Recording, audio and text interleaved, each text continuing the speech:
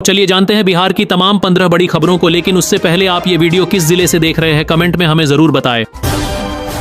राहुल गांधी ने कहा कि अमित शाह ने कहा था भाजपा की सरकार 40 से 50 साल तक रहेगी। पहले तो ये अजीब लगा कि उन्हें कैसे पता चला, लेकिन अब सच सामने आ गया है कि ये लोग वोट चोरी करके सत्ता में रहना चाहते हैं। राहुल गांधी का कहना था कि यात्रा में बच्चे तक आकर उनके कान में कहते हैं कि मोदी वोट चोर है, लेकिन मीडिया को यह बात समझ नहीं आती। उन्होंने सवाल उठाया कि मीडिया हाउस में बड़े पदों पर दलित क्यों नहीं है। 15 सितंबर के बाद से ट्रैफिक नियम तोड़ने पर कैमरे से चालान कटेगा। अगर कोई बिना सीट बेल्ट के या मोबाइल पर बात करते हुए गाड़ी चलाएगा तो चालान बनेगा। ओवर स्पीड और स्मोकिंग पर भी सख्ती होगी। ट्रैफिक पुलिस लोगों को पहले से जागरूक करने के लिए अभियान चलाएगी। तेजस्वी यादव ने कहा कि बिहार में कानून व्यवस्था पूरी तरह से बिगड़ चुकी है। पटना में हाल की आपराधिक घटनाओं का जिक्र करते हुए उन्होंने आरोप लगाया कि सरकार अपराधियों को बचा रही है और प्रशासन बेबस है। उन्होंने कहा कि पटना में बच्चों की हत्या और मंत्री पर हमला हो चुका है, तो ऐसे में जनता खुद को कैसे सुरक्षित महसूस करे। मुख्यमंत्री नीतीश कुमार ने पटना जिले में अलग अलग योजनाओं का शिलान्यास किया। पटना साहिब आने वाले सिख श्रद्धालुओं को सुविधा देने के लिए कुल 341 करोड़ से ज्यादा की लागत वाली 5 योजनाओं का शुभारंभ हुआ। नीतीश ने कहा कि उन्हें खुशी है कि पहले की घोषणाओं से जुड़ी इन योजनाओं की शुरुआत अब हो रही है। मुख्यमंत्री कन्या उत्थान योजना के तहत स्नातक पास लड़कियों को 50,000 रुपए की प्रोत्साहन राशि दी जाती है। इसी के तहत जहानाबाद में कॉलेज से स्नातक करने वाली लड़कियों से आवेदन मांगे गए हैं। ये राशि उन लड़कियों को मिलेगी जिन्होंने 1 अप्रैल 2021 से 31 दिसंबर 2024 के बीच स्नातक पास किया है। सरकार की तरफ से शौचालय बनाने के लिए आर्थिक मदद दी जाती है। इसके लिए 12,000 रुपए मिलते हैं ताकि लोग अपने घर में शौचालय बना सकें। आईआईटी पटना के 12वें दीक्षांत समारोह में केंद्रीय शिक्षा मंत्री धर्मेंद्र प्रधान ने कहा कि आईआईटी को चाहिए कि पहले सेमेस्टर की पढ़ाई बच्चों को मातृभाषा में कराई जाए। उनका कहना था कि जब बच्चा अपनी ही भाषा में पढ़ेगा तो उसमें नए प्रयोग और इनोवेशन करने की ताकत और ज्यादा बढ़ेगी। मंत्री ने यह भी बताया कि आईआईटी पटना को ग्रामीण अर्थव्यवस्था को मजबूत बनाने और लोकल प्रोडक्ट को ग्लोबल मार्केट तक पहुंचाने में बड़ी भूमिका निभानी चाहिए।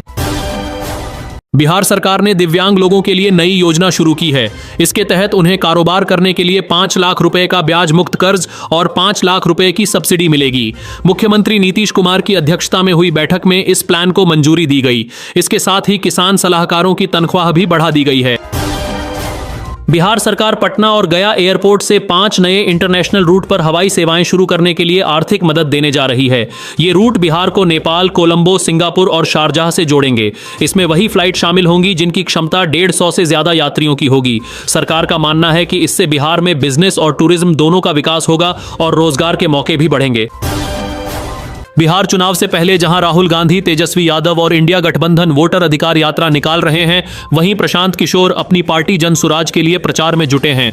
मोतिहारी में मुस्लिम समाज से बातचीत के दौरान पीके ने कहा कि अगर मुसलमानों का साथ मिल जाए तो वे बिहार में नीतीश और भाजपा को हराएंगे और 2 साल बाद यूपी में योगी को भी हरा देंगे।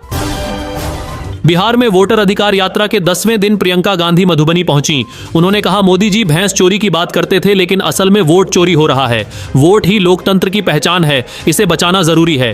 प्रियंका ने भाजपा पर आरोप लगाया कि इस सरकार ने रोजगार छीना, कंपनियां दोस्तों को सौंप दी और हर स्तर पर चोरी की। उन्होंने कहा, अगर वोट चोरी हुआ तो पहचान और मुआवजा भी नहीं मिलेगा, इसलिए जनता को अपने अधिकार की रक्षा करनी होगी। शिक्षा मंत्री धर्मेंद्र प्रधान ने वोटर अधिकार यात्रा को लेकर राहुल गांधी और तेजस्वी यादव पर तीखा हमला बोला। उन्होंने कहा कि जो लोग वोट चोरी करते थे वही आज छद्मवेश में लोगों को गुमराह कर रहे हैं। यहां तक कि ChatGPT, ग्रोक और मेटा जैसे AI से पूछो तो पता चल जाएगा कि वोट चोरी किसने किया। उन्होंने तंज कसा कि बिहार को गाली देने वाले नेता हीरो बनकर यहां घूम रहे हैं। बिहार सरकार ने पठारी इलाकों के SC/ST किसानों के लिए तालाब आधारित मछली पालन योजना शुरू की है। इसका फायदा बांका, औरंगाबाद, गया, कैमूर, नवादा, जमुई, मुंगेर और रोहतास जिले के किसानों को मिलेगा। इस योजना में 0.4 से 1 एकड़ तक तालाब बनाने पर करीब 16,70,000 रुपए की लागत का 80% अनुदान मिलेगा। शर्त यह है कि किसानों के पास निजी जमीन या कम से कम 9 साल की लीज पर जमीन होनी चाहिए।